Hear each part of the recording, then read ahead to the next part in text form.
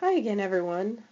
Still got my cold, but I thought I'd make another video for you so that we could introduce our last big player in agriscience and biotech, and that is the bacteria. So on your screen in front of you, what I'm trying to show you is just a quick intro to the different kinds of bacteria based on shape. The first type are the rods, and those are the ones that you most often see um, in diagrams. E. coli, which I'm going to show you in a minute, looks very much like this little rod-shaped bacterium that you see here.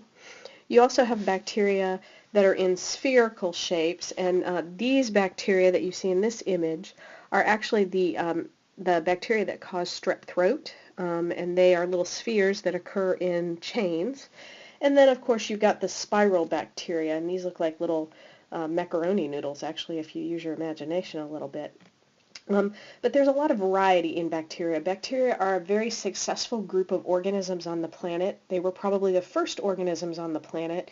And even though they're really tiny and really simple, they don't have a nucleus, they don't have any kind of membrane-bound organelles like most of your cells do. Their simplicity and the fact that, unlike viruses, they're living makes them really easy to use in biotechnology.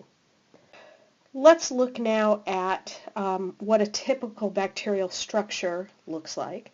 So just to give you a quick intro to your common bacteria, this is a generalized diagram of E. coli, and what you can see is there's just not that much to a bacterium. First of all, bacteria are really super tiny. They're a lot tinier than your body cells. You'll see a flagellum, which is this structure here, and the flagellum is there for the purpose of movement. Not all bacteria have flagellum, but some of them do. You have a very tough outer capsule and an outer cell wall. Whoops, didn't mean to cover that one up there. But those cell walls and capsules help the bacteria to survive in extreme and harsh conditions. And then, like all cells, they still have a cell membrane underneath that. So they've got three layers of protection around the cell. Floating inside of the bacteria is this cytoplasm. And you probably remember a lot of these terms from biology, even if you don't remember what they are. You've probably heard them before. You also have ribosomes, and ribosomes are important to bacteria because the ribosomes do protein synthesis, so ribosomes are going to be important. And then you have little pieces of DNA in rings called plasmids, and that's what this is and what this guy down here is. Bacteria sometimes have extra plasmids floating around inside, and inside, instead of a nucleus, they do have a very large piece of circular DNA. It's the one chromosome that a bacterium has. So a eukaryotic cell might have the little X-shaped chromosome that you're used to seeing, like that. Bacteria have a ring-shaped chromosome.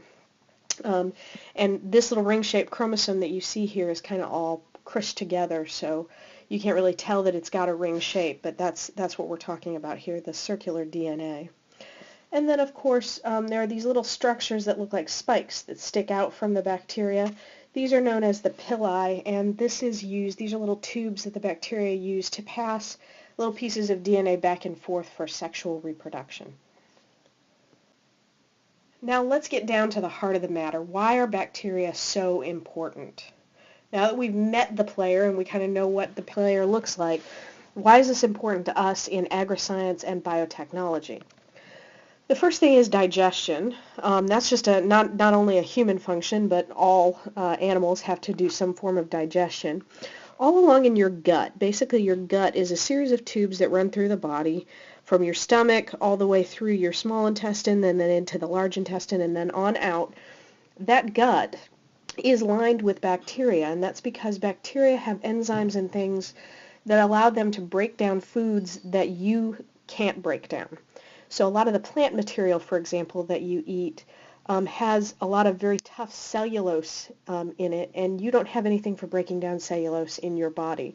So those bacteria actually help you to break down more food and get more nutrients out of the foods that you eat. I heard a statistic once, and I can't remember. I want to say like 2 to 3 pounds of your body weight is just due to bacteria in your gut.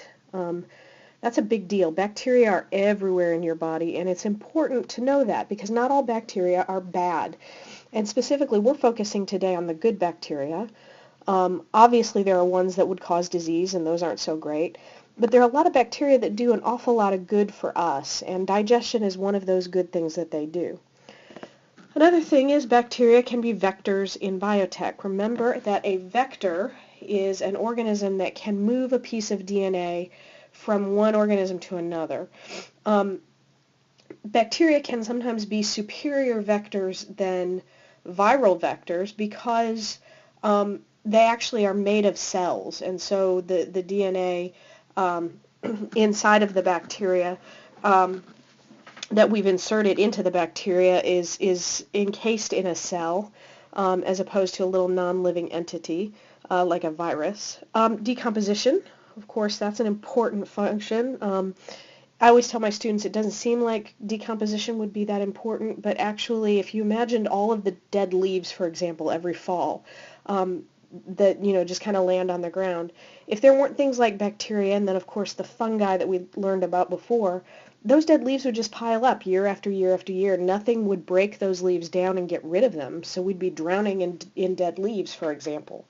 The other thing about decomposition in terms of agriscience is that decomposition is responsible for returning all of these good organic nutrients that you find in this apple as it breaks down back down into the soil. So all of the carbon and carbohydrates and all of that stuff, all that good stuff that apples have, gets broken down and returned to the soil.